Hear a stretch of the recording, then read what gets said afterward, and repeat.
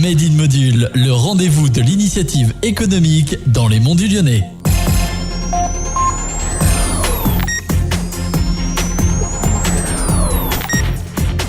Il existait déjà 2000 ans avant Jésus-Christ. En France, on l'associe généralement à la belle ville de Marseille. On en consomme près de 2 kilos par personne et par an. Et si personne ne se bouche le nez en vous saluant, c'est que vous en faites un usage quotidien. Elle le fabrique à Brucieux et on espère qu'elle ne va pas nous en passer un. Le savon, c'est son métier. Nous recevons aujourd'hui Christine Desmarais qui a créé en 2009 la savonnerie Yanaël à Brucieux. Bonjour Christine Desmarais. Bonjour, enchantée de vous rencontrer. Merci d'avoir accepté notre invitation. Christine Desmarais, est-ce que vous pouvez nous présenter votre savonnerie et nous dire notamment d'où vient son nom ? Alors, le nom de savonnerie Yanaël, en fait, vient de la contraction des prénoms de mes 3 enfants, Yannick, Gaël, Anaïs. Alors, c'est pas dans l'ordre, mais ça a fait Yanaël. Et donc, vous avez démarré cette savonnerie. Alors, est-ce que vous pouvez nous la présenter ? Alors, c'est une petite savonnerie artisanale. On fabrique du savon qui n'est pas conventionnel par une méthode qui s'appelle la méthode de saponification à froid.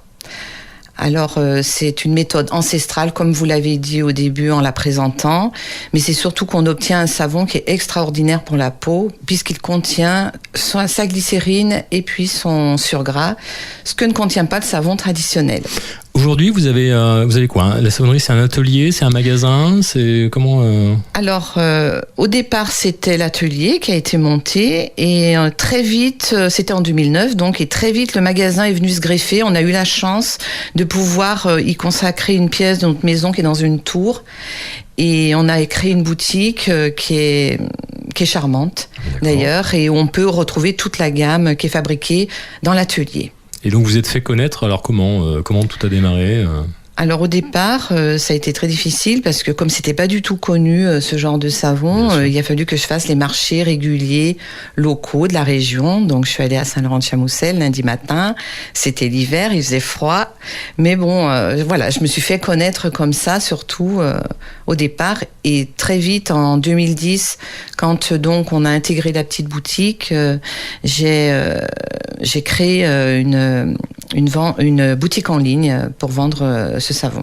D'accord. Voilà. Et j'ai cru comprendre qu'aujourd'hui également vous faisiez des visites commentées de votre Alors savonnerie. dès le départ, 2010, j'ai commencé à travailler avec des acteurs du tourisme de la région, avec la maison du tourisme de Chamoussin en Lyonnais, et on est parti, sur des visites et des fabrications de savons commentés. Et tout de suite, ça a beaucoup plu aux familles. D'accord.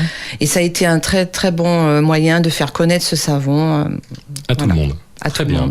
Alors, on l'a dit en introduction, vous utilisez une méthode particulière qui s'appelle la saponification à froid. Est-ce que vous pouvez nous dire en quoi vos savons sont particuliers et en quoi ils sont différents de ceux qu'on va trouver en grande surface ? Alors en composition, en fait, c'est la même chose. Le savon, c'est une saponification, excusez-moi du terme un peu barbare, mais c'est la transformation des huiles végétales, ou plutôt des corps gras, si on veut être plus large, plus précis, en molécules de savon.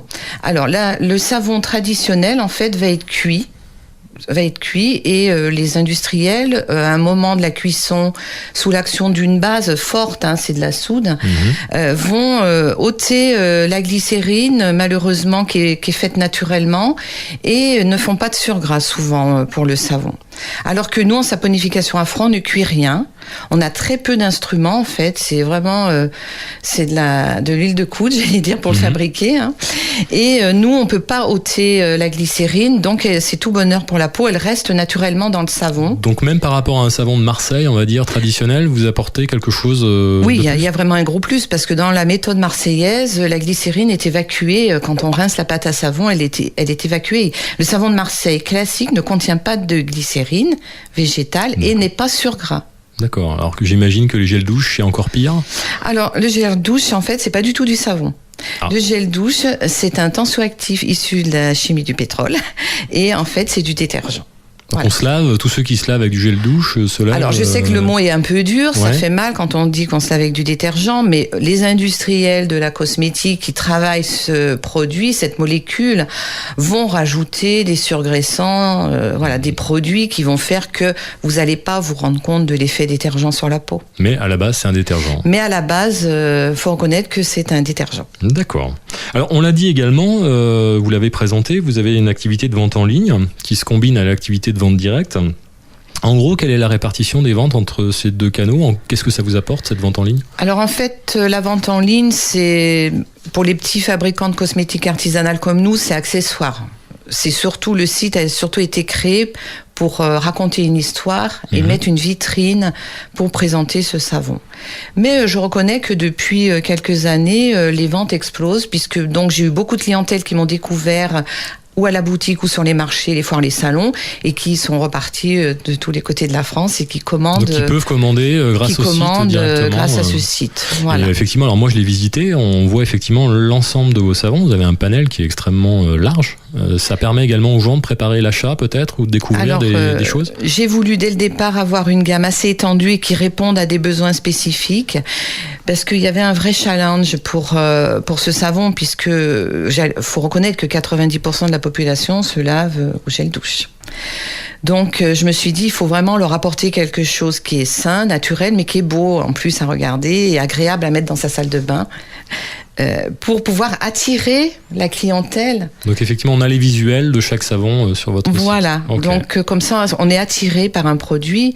Il faut reconnaître quand même qu'il y a énormément de gens qui sont arrivés à ce savon parce qu'ils ont eu énormément de problèmes de peau avec les douches. Alors effectivement, à la radio on va pas le voir, mais cette interview est filmée. Effectivement, vous avez des échantillons devant vous de savon. Effectivement, il y a un panel de couleurs qui est relativement large et en plus ça sent très très bon. Alors ça, on n'arrive pas à le faire passer malheureusement par la vidéo encore, mais effectivement, je peux vous confirmer que ça sent très très bon. Christine Desmarais, est-ce qu'on peut dire qu'aujourd'hui faire du savon, c'est à la portée de n'importe qui ? Non, on peut plus dire que c'est à la portée de n'importe qui, parce que donc la profession de savonnier à froid est une profession réglementée. Réglementée ? Oui. Alors donc on doit déposer un dossier déjà à l'Agence nationale de la santé et du médicament. D'accord, donc la NSM qui est anciennement l'AFSAPS. Voilà, anciennement l'AFSAPS. Et donc ensuite, on doit pour chaque formule de savon déposer un dossier d'information produit. On appelle ça le dossier cosmétique. D'accord. Et ce dossier doit être validé par un toxicologue. Donc vous avez des experts toxicologues qui, pour chaque savon que vous créez, vous aident à constituer un dossier qui va être déposé. Alors c'est pas l'expert qui nous aide, parce que lui il va simplement valider. Il va valider. Par contre, moi j'ai choisi de me faire aider par c'est un ingénieur chimiste qui était spécialisé avec les savons de Marseille, mais qui s'est mis à son compte pour aider des petites entreprises de cosmétiques artisanales comme nous à s'installer. Et lui m'aide en fait à constituer les dossiers, à rassembler un peu toutes les pièces, à construire les listes Inky, parce qu'on se rend pas compte, mais derrière un savon comme ça, vous avez toute la composition. Donc ça veut dire que la composition de vos savons, de chaque référence de savon, est connue par les autorités. Vous devez la déposer. Ah oui, c'est obligatoire. En plus, la composition est déposée sur le portail européen depuis 2013. En fait, avant c'était les centres antipoison. Je ne sais pas si vous vous rappelez, chaque fois qu'on crée quelque chose, on devait le déposer au centre antipoison. Maintenant, c'est tout centralisé sur une plateforme qui s'appelle le portail européen. D'accord, donc vraiment une visibilité totale sur ce que vous faites. Donc on est très loin de l'activité de fabrication dans sa cuisine. C'est vraiment quelque chose d'ultra réglementé. Ah oui, surtout qu'on doit avoir des locaux qui sont aux normes, bien sûr, validés. J'allais y venir justement, une savonnerie, c'est de gros investissements aujourd'hui. Alors, qu'est-ce qu'il faut pour faire une savonnerie ? Le local, si vous voulez, le laboratoire, je pense que c'est pas un investissement énorme. Il suffit quand même d'avoir un lieu dédié et vraiment qui est validé par une personne qui va dire qu'on peut faire du cosmétique dans ce lieu. Mais c'est surtout la constitution des dossiers cosmétiques qui va nous coûter très cher. Une grosse technicité. Voilà, il y a un gros travail. Après, il peut y avoir des tests qui sont effectués suivant les ingrédients qu'on aura mis dans notre savon. Notre expert toxicologue peut nous demander des tests en laboratoire pour savoir s'il correspond bien à ce qu'on attend. Très bien. Alors, Christine Desmarais, la suite pour vous, c'est quoi ? Quels sont les projets de développement ? Est-ce que vous Alors, avez jusqu'à il y a, je dirais pas très longtemps, 1 ou 2 ans, je travaillais avec seule, suivant mon intuition, pour constituer mes gammes et tout. Et depuis que je suis un peu plus connue, je commence à être demandée par des producteurs locaux qui voudraient créer des gammes à partir de leurs produits de savon. Donc vous avez un exemple Oui, j'ai donc 2 exemples même. On a déposé là en début d'année 4 formules de savon à la graisse de canard pour une marque. À la graisse de canard. Donc oui. Des producteurs de canard viennent vous voir et vous demandent de développer des savons à partir de leurs produits. En fait, ces personnes m'ont découvert justement grâce à ma communication sur mon site, voilà.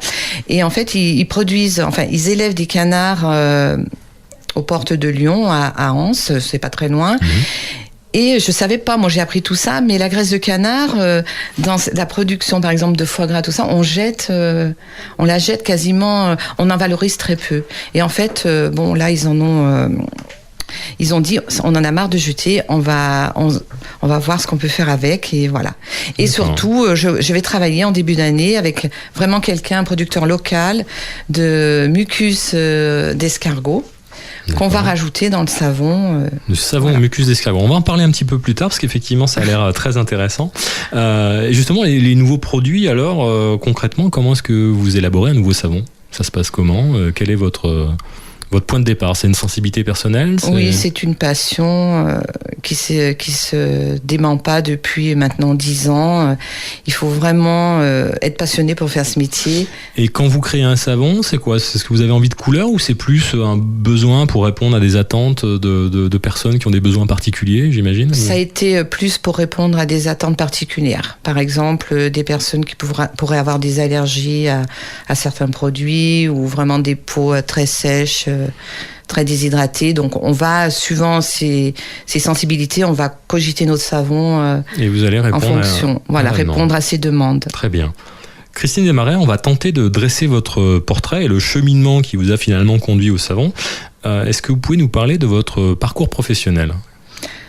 Oui, donc j'étais comptable d'origine.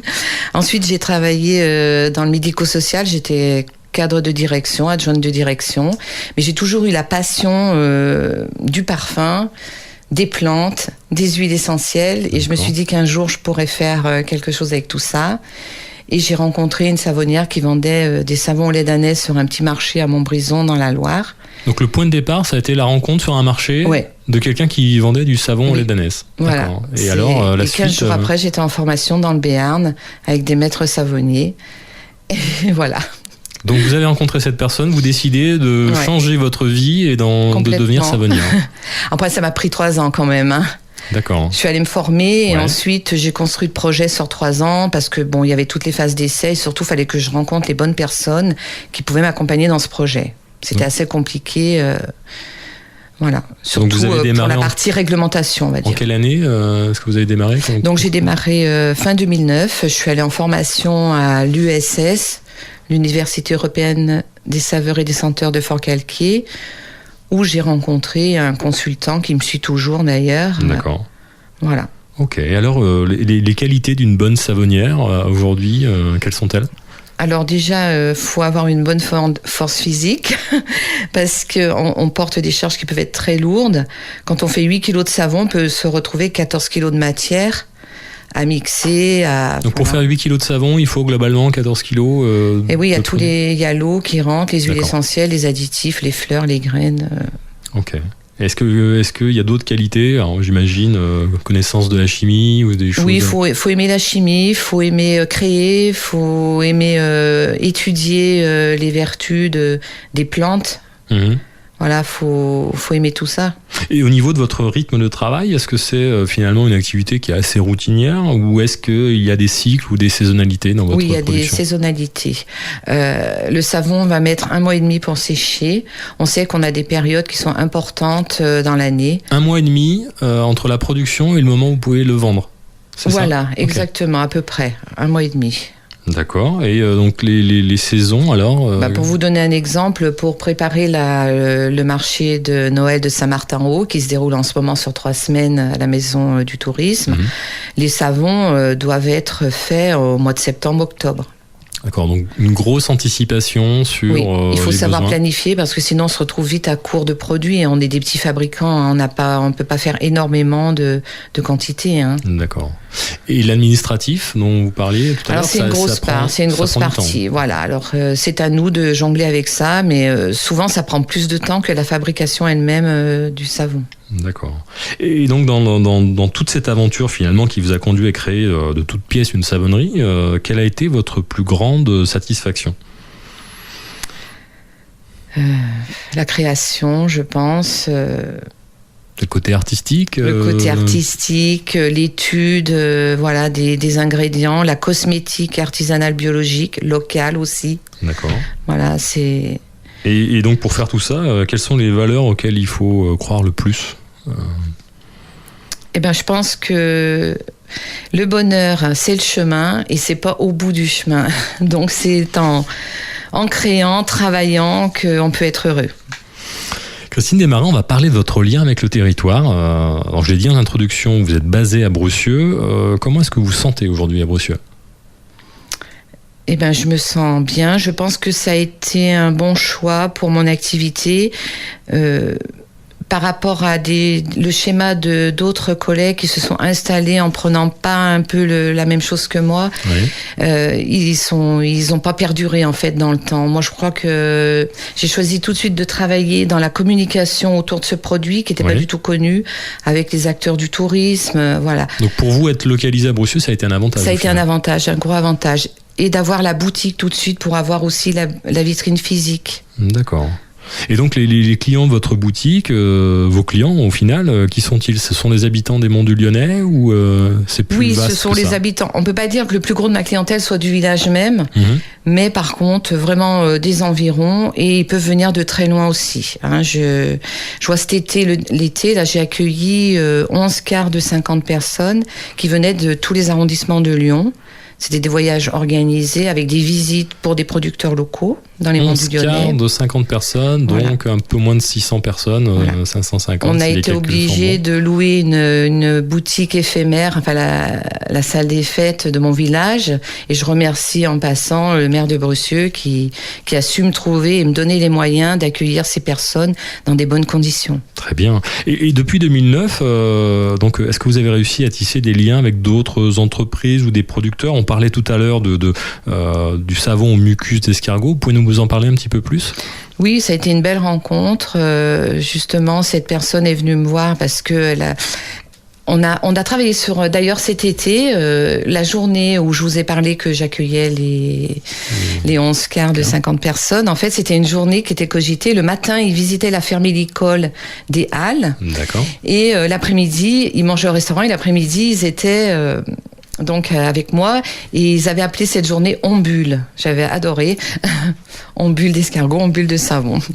Et donc ça leur a vraiment donné l'idée, et justement il y a une gamme qui va se mettre en place en début d'année d'un savon particulier qui contiendra du mucus d'escargot.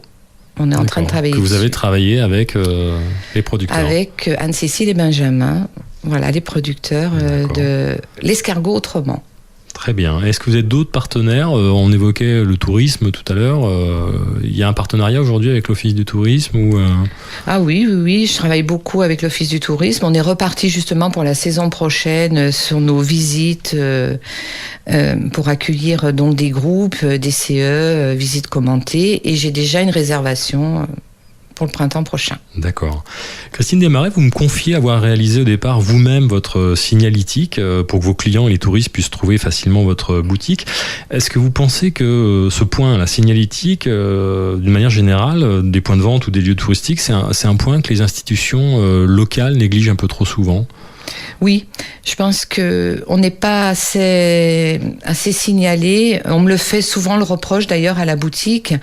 Alors je pense qu'il y a quand même il y a quelque chose à faire. Il y a un gros travail à faire pour signaler un peu toutes ces initiatives un peu particulières de personnes qui travaillent dans l'artisanat. Qui font des choses et qui ont du mal effectivement à se faire connaître.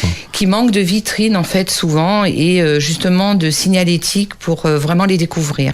D'accord. Alors, Christine Desmarais, dernière question, je la pose à tous les invités. Imaginez un instant que je puisse exaucer l'un de vos souhaits sur le plan professionnel. Aujourd'hui, si j'étais le génie de la lampe, que pourrais-je faire pour vous ? Alors, un des projets que j'ai pas pu mener, ça serait la création d'une boutique vraiment locale, régionale dans nos monts, sur l'artisanat, où il y aurait une vitrine pour chaque personne un peu comme moi qui font des choses très particulières ou dans l'artisanat. On voit beaucoup de boutiques sur l'alimentaire, mais très peu pour vraiment l'artisanat local. Et ce que j'aimerais aussi, c'est que ces personnes-là puissent, par exemple, un jour par semaine ou un jour par mois, montrer et faire découvrir leurs pratiques à la clientèle. D'accord. En travaillant sur place. Christine Desmarais, merci beaucoup. Cette émission est à présent terminée. Merci d'être venue à notre rencontre ici dans les locaux de Radio Module pour nous parler de la savonnerie Yanaël. On vous souhaite le meilleur pour la suite et on espère que les auditeurs de Radio Module se rendront nombreux à Brucieux dans votre boutique. Et pour tous ceux dont le savon n'a pas réussi aujourd'hui à déboucher les oreilles et qui voudraient réécouter cette émission ou la faire découvrir, je rappelle qu'elle est multidiffusée du jeudi au dimanche. Le jeudi, la présentation de l'entreprise. Le vendredi, le portrait du dirigeant. Samedi, le lien avec le territoire. Et enfin, le dimanche, vous retrouvez les 3 parties et l'intégralité de l'interview. Ne manquez pas également tous les podcasts de nos émissions sur notre site internet radiomodule.fr, les vidéos sur YouTube, sur Facebook et sur tous les bons réseaux sociaux. Très bonne journée à tous, merci beaucoup, à bientôt, au revoir. Bonne journée à vous aussi et je vous remercie de m'avoir donné l'opportunité de faire découvrir cette pratique magique. Merci.